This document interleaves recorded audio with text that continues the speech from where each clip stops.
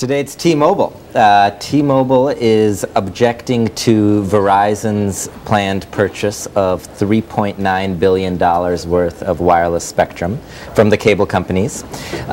T-Mobile is saying that this purchase would concentrate too much of the airwaves into the hands of a single carrier, and the deal is anti-competitive. The FCC should block it. Oh, the irony. Oh, the right, irony. of course. The same T-Mobile that just months ago was begging the FCC and other regulators to approve its acquisition by AT&T, which would have made a super carrier. Yeah, yeah. Okay. It's well, you know, T-Mobile is kind of in a pickle right now.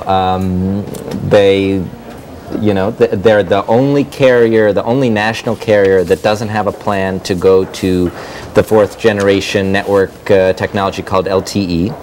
So, and one of the things they need for that is spectrum. And I think they would have loved to have the spectrum that Verizon bought from the cable companies.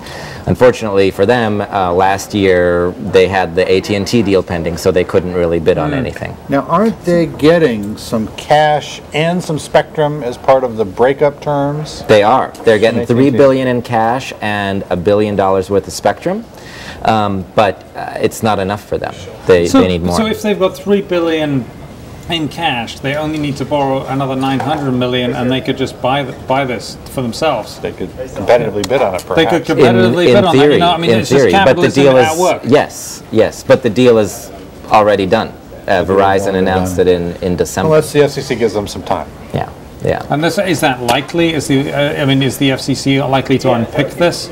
I mean, it'll be a long shot for T-Mobile, and some of these public interest groups are also opposing this, but this will be a long shot. I mean, unlike the AT&T T-Mobile deal, you don't have customers changing hands, you don't have the number of competitors changing.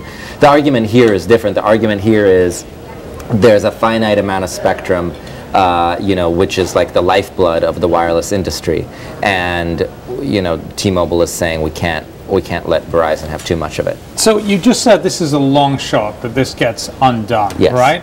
So why on earth are they doing this? Is this just to keep lawyers happy? Is this just to make the suburbs of Washington D.C. even more expensive as the lawyers get their pockets lined with, gold bricks? Yeah, that's a good question. But I think we're seeing an increasingly kind of long and proud tradition of wireless carriers fighting each other's deals. Last year it was Sprint fighting tooth and nail against the AT&T T-Mobile transaction, and ultimately prevailing to no benefit of its own. For itself. Right. I mean, I think that one though was a bit more transparent, right? Mm-hmm. That one there was a good shot that it was going to work. It did work. This is a long shot that it's going to work, and it probably won't work. So, I mean, I'm not a lawyer, but I'm saying there's a very big difference. This looks like a nuisance and a waste of time.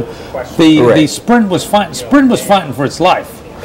Right. Well, I mean, what's T-Mobile got to lose? They're still losing customers. They don't have the iPhone. I mean, they I think need to do something. And as you said, I mean, they need to move to Cupertino and set up a tent is what they need to do. Right. And then just get begging out there. Yeah. Well, please, can we have a contract for the iPhone for us? Little hat, little sign. All I'm left with is my dog. That would be nice. But as you said, I mean, if they can get the FCC to undo this deal and then have the opportunity to bid on the spectrum, they'd love that. Okay. Presumably. I guess they better get that money ready. Anton Troianovsky of the Wall Street Journal. Check out more of that story on WSJ.com.